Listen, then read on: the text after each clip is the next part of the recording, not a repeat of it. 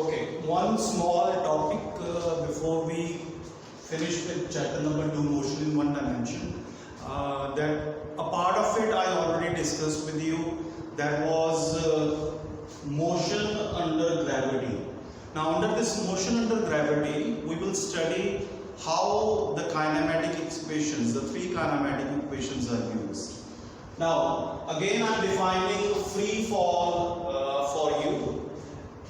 It is a situation in which a body is falling towards the surface of Earth under the gravity alone.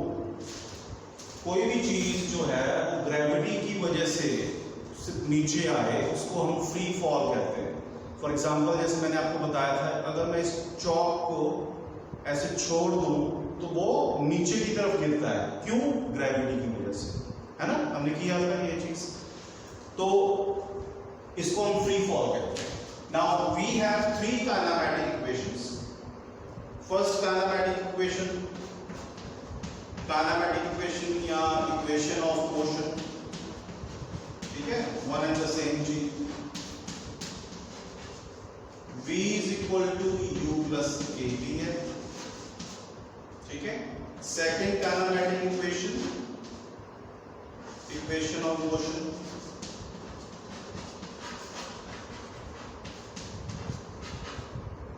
s is equal to u t plus half at square. और third equation of motion is b square equal to u square plus 2as. ठीक है, ये अपने पास three kinematic equations है. अब अगर कोई चीज फ्री फॉल में है तो ये काइनेमैटिक इक्वेशन कैसे यूज होती है? So what we do is we divide this situation into two parts. ठीक है, एक होती है डाउनवर्ड जर्नी,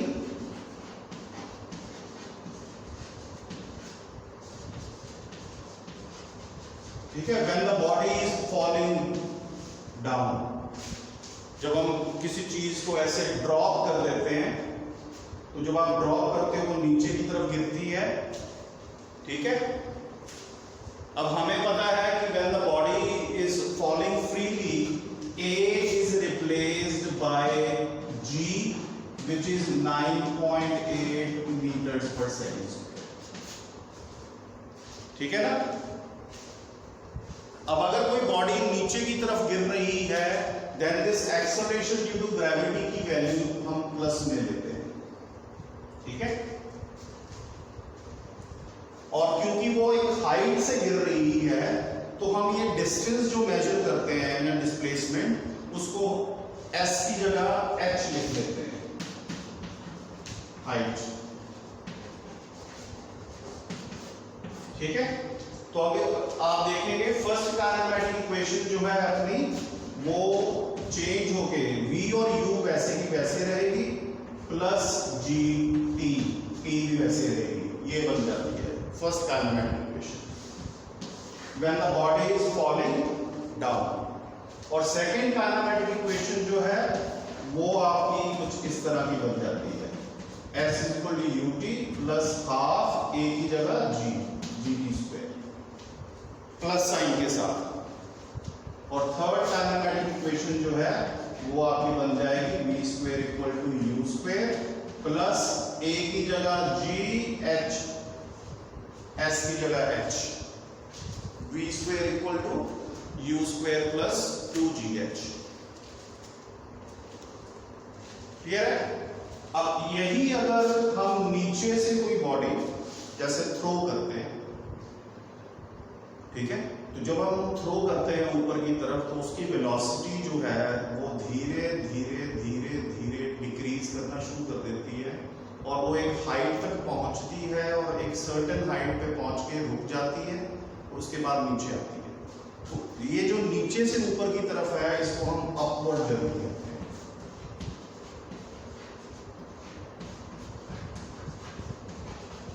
ठीक है, इसमें जो काइनेमैटिक इक्वेशन जो है वो कुछ इस तरह की हो जाती है, क्योंकि अपवर्ड जर्नी में जो g की वैल्यू है वो माइनस जी हो जाती है, एक्सेलरेशन माइनस जी। तो ये v बन जाएगा u minus g t. Second kinematic equation s is equal to ut minus half g t square and third v square equal to u square minus 2gh। ठीक है, तो ऐसे ही आपकी ये काइनेमेटिक इक्वेशन जो है वो चेंज हो जाएगी।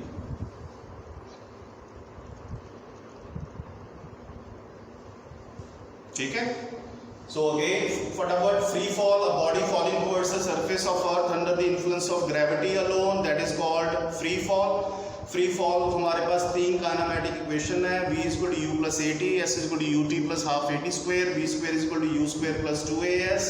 हम ये जो बॉडी की जर्नी है ऊपर से नीचे और नीचे से ऊपर, उसको दो पार्ट में डिवाइड कर लेते हैं। Where the downward journey a is written as plus g, the value of g is 9.8 meters per second square, and then s is replaced by h। तो first kinematic equation v is equal to u plus gt बन जाती है। Second kinematic equation s is equal to u t plus half gt square, and the third kinematic equation v square is equal to u square plus 2gh। ठीक है, ये आपका 2 है।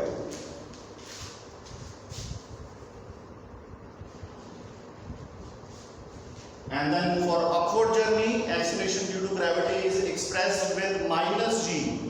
तो equation जो काइनेमेटिक की है वो बन जाती है v is equal to u minus gt, s is equal to ut plus half gt square, v square is equal to u square minus 2gh। Now, if we look at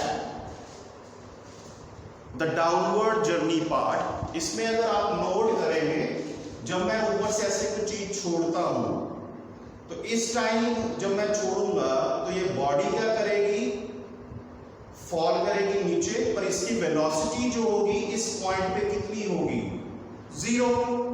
so that means for downward journey,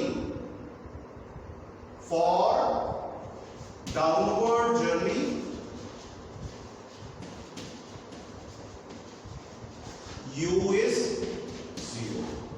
तो ये आपकी equation जो है, जो ये आप देख रहे हैं, ये बन जाएगी v is equal to g t, क्योंकि u की वैल्यू 0 है, और s is equal to half g t square. मैं यहां पे लिख देता हूं, ये बन जाएगी s is equal to half g t square. ठीक है, और ये v square is equal to 2gh, क्योंकि u स्क्वायर भी 0 हो जाएगा। ठीक है, फॉर अपवर्ड जर्नी, जब नीचे से ऊपर जा रही है तब नीचे से जब ऊपर जाएगी, इसका मतलब इनिशियल वेलोसिटी तो है, पर धीरे धीरे वो वेलोसिटी कम होती जाएगी। जब ये एक पूरी हाइट पे पहुंच जाएगी तो वेलोसिटी क्या हो जाएगी, 0। So the final velocity v would be 0। So for upward journey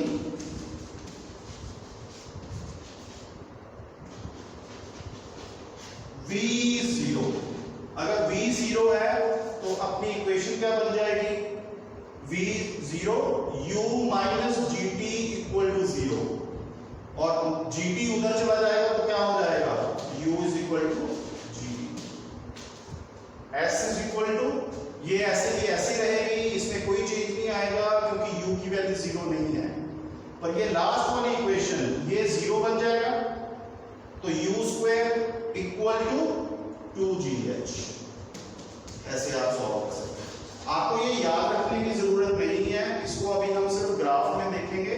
आपको इक्वेशंस ऐसे ही याद रखनी है, आप सिंपली वैल्यू पुट कीजिए। जब डाउनवर्ड जर्नी की बात हो रही है तो आप u की वैल्यू 0 कर दीजिए, इक्वेशन में पुट करके आराम से सॉल्व कीजिए इसको। और अगर अपवर्ड जर्नी की बात हो रही है then the value of v is 0, और आप उसको यूज कर सकते हैं। ठीक है, तो ये चीज को याद रखना है कि how we go about it. अब हम इस चीज को ग्राफ की हेल्प से बस थोड़ा सा स्टडी करेंगे कि इसके जब हम ग्राफ बनाते हैं तो ये ग्राफ कैसे बनता है। फॉर एग्जाम्पल,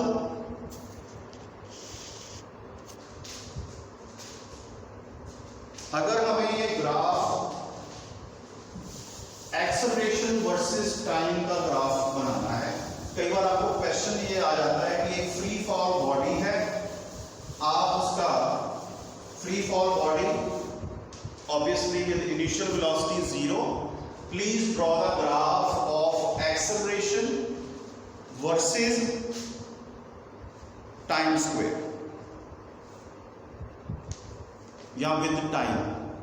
ठीक है, ये दोनों हम देखेंगे। हम डिस्प्लेसमेंट टाइम स्क्वायर का ग्राफ देखेंगे, हम एक्सेलरेशन टाइम ग्राफ देखेंगे। जैसे ये एक्सेलरेशन है, this is acceleration due to gravity, हम इसका ग्राफ बना रहे हैं। एक्सेलरेशन टाइम ग्राफ, तो मैं एक्सेलरेशन ही यहां पे लिख रहा हूं of a freely falling body, acceleration versus time graph of freely falling body।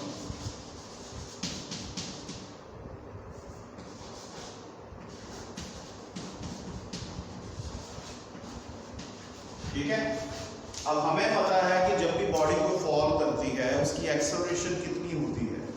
जब वो यहां से फॉल करती है तब भी 9.8, नीचे 9.8, 9.8, 9.8, एक्सेलरेशन तो चेंज करती ही नहीं है, तो उसका ग्राफ क्या बनेगा, ऐसे स्ट्रेट लाइन, और this value would be equal to 9.8 metre per second. तो टाइम जैसे जैसे बीतता जाएगा एक्सेलरेशन जो है वो कांस्टेंट रहेगी। ठीक है, अब एक्सेलरेशन 9.8 जो कि अप्रोक्सीमेटली 10 मीटर ही होगी, 10 मीटर्स पर सेकंड स्क्वायर। इसका मतलब क्या है? इसका मतलब ये है कि जब ये बॉडी को हम ऐसे ड्रॉप करेंगे तो इसकी इनिशियल वेलोसिटी 0 है और 1 सेकंड के बाद इसकी वेलोसिटी 10 हो जाएगी, 1 सेकंड और होगा इसकी वेलोसिटी 20 हो जाएगी, फिर 30, 40, 50 and so on it increases. That means कि अगर हम वेलोसिटी टाइम ग्राफ देखें of freely falling body, freely falling body, तो वो कैसा बनेगा?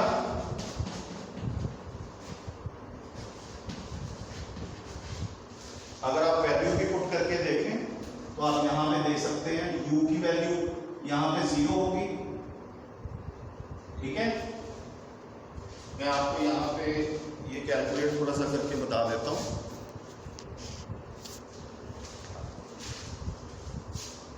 P0 जो है, P इज इक्वल टू क्या है, u प्लस GT। ठीक है, u की वैल्यू 0 है, तो जब t की वैल्यू 0 है तो ये भी 0 और ये भी 0, दैट मींस b भी 0। अगर हम ये ग्राफ प्लॉट करें, ये b सॉरी ऊपर t नीचे t जब 0 है b भी 0। अगर हम b की वैल्यू 1 पुट करते हैं यहां पे तो ये u 0 है, g की वैल्यू हम 10 लेके चल रहे हैं, वैसे 9.8 होती है for convenience purposes so that you can understand easily. कोई भी हम 9.8 से कर लेते हैं, तो t की वैल्यू 1, g की वैल्यू 9.8, तो ये कितनी आ गई आपकी वेलोसिटी 9.8। जब 2 होगा ये बन जाएगी 19.6, जब 3 होगा ये 29.4। तो अगर आप देखेंगे, अगर मैं टाइम को डबल कर रहा हूं तो वेलोसिटी भी डबल हो रही है। सिमिलरली अगर मैं 4 सेकंड्स पे देखूं तो ये वेलोसिटी 39.2 मीटर्स पर सेकंड हो जाएगी। ठीक है, जो कि 2 सेकंड की वेलोसिटी का डबल है। That means velocity time graph जो है ऑफ फ्रीली फॉलिंग बॉडी का स्ट्रेट लाइन है, uniform motion, uniform accelerated motion जिसको हम कहते हैं, यूनिफॉर्म एक्सेलरेटेड मोशन। ठीक है, ये यूनिफॉर्म एक्सेलरेशन यहां पे शो कर रहा है। और फ्रीली फॉलिंग बॉडी का मोशन कैसा होता है? Uniform accelerated motion. ये क्वेश्चन काफी बार पूछा जाता है, what type of motion is possessed by freely falling body. ठीक है, तो ये आपका पार्ट जो है मोशन अंडर ग्रेविटी में। अब अगर हम डिस्प्लेसमेंट का ग्राफ बनाना चाहते हैं तो वो किस टाइप का बनेगा या किस टाइप का होगा, तो यहाँ पे हम, ताकि आप ग्राफ को थोड़ा सा कोऑर्डिनेट कर सके, यहाँ पे बना लेते हैं।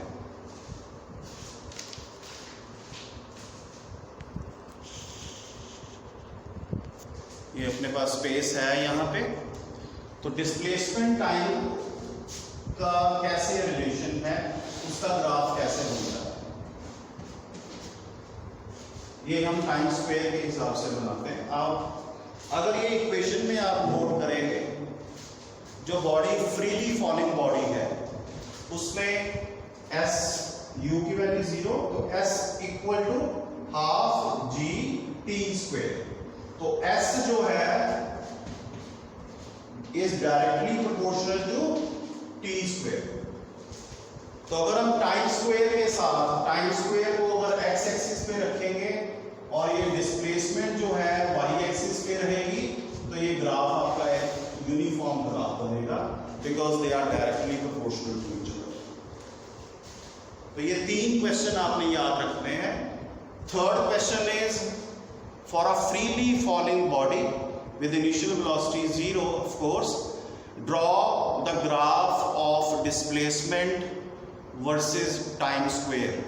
या डिस्टेंस और टाइम का क्या रिलेशन है, तो हम कहेंगे डिस्टेंस जो है या डिस्प्लेसमेंट जो है for freely falling body is directly proportional to square of time. ठीक है। Second graph velocity time graph का आपस में क्या है, for a freely falling body it is a straight line graph, velocity time because they are directly proportional to each other. ठीक है। What kind of motion is indicated by a freely falling body, it is a uniform accelerated motion. और अगर हम acceleration time graph की बात करते हैं, then it is a horizontal line parallel to time because acceleration remains same throughout the free fall, जिसकी value 9.8 metres पर second square है। ठीक है। तो उसकी वैल्यू चेंज नहीं करेगी। ठीक है। So with that revise all the topics that we have covered so far. इसमें आप बस इन चीजों को याद रखिए। अगर आपको कुछ न्यूमेरिकल वगैरह कोई आता है, उसमें आप ये वैल्यू अगर आप देखिए कि ये डाउनवर्ड जर्नी है तो ए की वैल्यू प्लस जी लेनी है, और अगर ये अपवर्ड जर्नी है, नीचे से ऊपर कोई चीज जा रही है, तो ए की वैल्यू माइनस जी लेनी है। ठीक है। So with that I end this video lesson. Good bye.